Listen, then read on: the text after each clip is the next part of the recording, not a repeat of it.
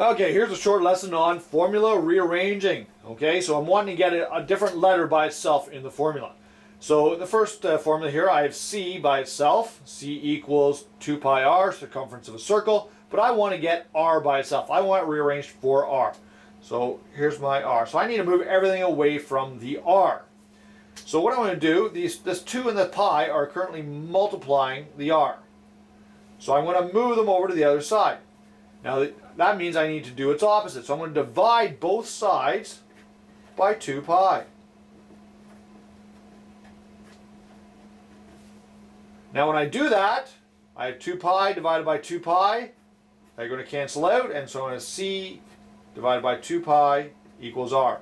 I need to get whatever letter by itself, and I need to move everything else that's on its same side away from it over to the other side. Let's take another example. Y equals mx plus b. I want to get it rearranged for the letter b. So currently, I have the m and the x on the same side as it. Now this m and this x, I am adding to the b, so I need to move them over to the other side by doing the opposite. So I'm going to subtract an mx from both sides. When I do that, they're going to cancel out on the right hand side, and I'll be left with y minus mx equals b. Is it currently a positive mx?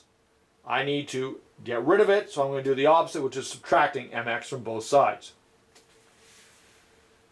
Here I want to get an L by itself. In P equals 2L plus 2W, this would be perimeter of a rectangle.